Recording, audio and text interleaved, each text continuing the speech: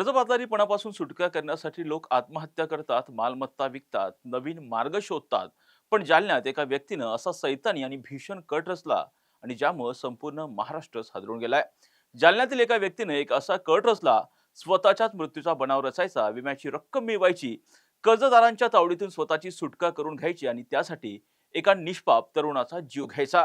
आणि हा कट त्यानं प्रत्यक्षातही उतरवला. ऐकून तुमच्या अंगावरती काटा आला असेल, परंतु ही घटना खरी आहे. या संपूर्ण प्रकरणाचा उलगडा आता जालना पोलिसांनी केलाय. सुरुवातीला अपघात वाटणाऱ्या जळीत कार प्रकरणामध्ये थेट खून, कटक कारस्थान आणि फसवणूक असं भीषण वास्तव या संपूर्ण घटनेतून पुढे आलंय. पाहूया ते संपूर्ण हादरवणारं प्रकरण नेमकं काय या व्हिडिओच्या माध्यमातून. नमस्कार, मी राजरत्न जोंधळे आणि तुम्ही पाहताय टॉप न्यूज मराठी. 31 मेच्या पहाटे जालना जिल्ह्यातील जाफराबाद तालुक्यातील गोपीशिवार परिसरात रस्त्याच्या कडेला उभी असलेली एक अल्टो कार आगीत जळत होती. या कारला भीषण आग लागलेली होती. या घटनेची माहिती स्थानिकांनी तात्काळ पोलिसांना दिली. आग इतकी भीषण होती की कारमध्ये संपूर्ण वस्तू पूर्णपणे जळून खाक झालेल्या होत्या. वाहनाच्या आत एक व्यक्ती जळलेल्या अवस्थेमध्ये दिसत होता. पोलीस तात्काळ घटनास्थळी दाखल झाले. पोलिसांनी संपूर्ण घटनेचा पंचनामा केला. तेव्हा पोलिसांना या ठिकाणी काही संशयास्पद बाबी आढळल्या, संशयास्पद गोष्टी आढळल्या आणि पोलिसांनी तपासाची चक्र फिरवली. जालना पोलिसांनी तांत्रिक तपास, मोबाईल लोकेशन, कॉल डिटेल्स आणि गुप्त माहितीच्या आधारे तपासाची चक्र फिरवली. जसा जसा तपास पुढे सरकत होता तसतसं या प्रकरणामध्ये धक्कादायक सत्य पुढे येऊ लागलं. कारमध्ये जळालेला मृतदेह हा कार मालक नितीन गवळीचा नसल्याचं स्पष्ट झालं. उलट ज्याचा मृत्यू झाल्याचं सर्वांना वाटत होतं तोच नितीन गवळी जिवंत असल्याचं पोलीस तपासामधून उघड झालं. पोलिसांनी दिलेल्या माहितीनुसार नितीन गवळी मोठ्या प्रमाणामध्ये कर्जबाजारी झालेला होता. त्याच्यावरती खूप मोठ्या प्रमाणामध्ये कर्ज होतं, आर्थिक अडचणी होत्या आणि यासाठीच त्याने हा सगळा बनाव रचला. विम्याच्या रकमेचा मोह त्याला आवरता आलेला नाही, त्यामुळे त्याने स्वतःच्या मृत्यूचा बनाव रचला आणि त्यामधून आपल्याला खूप मोठ्या प्रमाणामध्ये विम्याची रक्कम मिळेल यासाठी त्याने एका तरुणाला हेरलं आणि त्याची हत्या केल्याचं सुद्धा पुढे आलेलं आहे. खरं तर या कटात त्यानं आपल्या काही साथीदारांची सुद्धा मदत घेतलेली होती आणि यानंतर संदीप चव्हाण हा जो नाशिकचा तरुण आहे त्याला हेरण्यात आलं.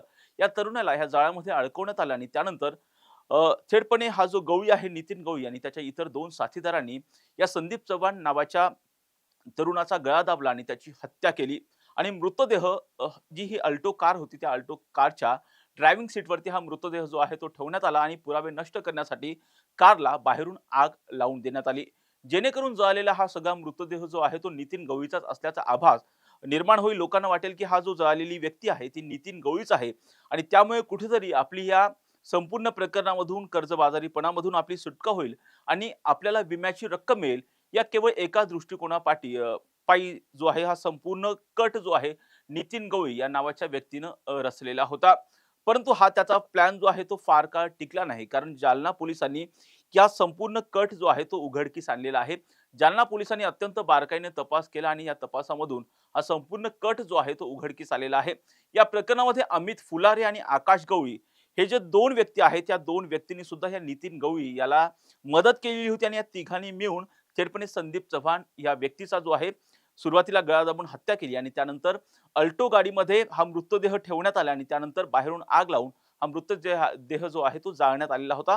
या प्रकरणामध्ये अमित फुलारे आणि आकाश गवळी या दोघांना पोलिसांनी ताब्यात घेतलेला आहे. परंतु या घटनेचा जो मुख्य सूत्रधार आहे नितीन गवळी तो अद्यापही फरार आहे. त्याच्या शोधासाठी पोलिसांनी वेगवेगळ्या ठिकाणी जी आहे ती पथकं जी आहे ती रवाना केलेली आहेत. परंतु अत्यंत गंभीर अशा स्वरूपाची घटना जी आहे ती जालना जिल्ह्यात घडलेली आहे आणि त्यामुळे केवळ ह्या जो संपूर्ण प्रकार आहे केवळ आपल्याला विम्याची रक्कम मिळवता येईल, कर्जबाजारीपणामधून आपली सुटका होईल, केवळ या एका गोष्टीपायी जे आहेत या नितीन गवळी नावाच्या तरुणाने अत्यंत भयंकर असं कृत्य केलेलं आहे. पोलिसांकडून या प्रकरणातील आर्थिक व्यवहार तपासले जात आहेत, विम्याची कागदपत्र सुद्धा तपासले जात आहेत आणि इतर सर्व जी पुरावे आहेत ते पोलिसांकडून सध्या गोळा केले जात आहेत. या प्रकरणातील सर्वात महत्त्वाचा भाग म्हणजे जळालेल्या मृतदेहाची ओळख पटवणं हे अत्यंत महत्त्वाचं झालेलं आहे.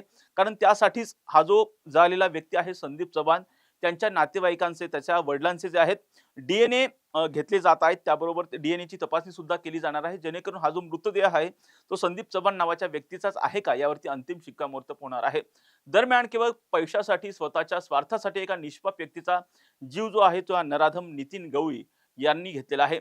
खरं तर या प्रकरणामध्ये जे जाफराबादमधलं जे जळीत कार प्रकरण आहे या प्रकरणामध्ये सुरुवातीला पोलिसांनी आता दोघांना तर ताब्यात घेतलेला आहे.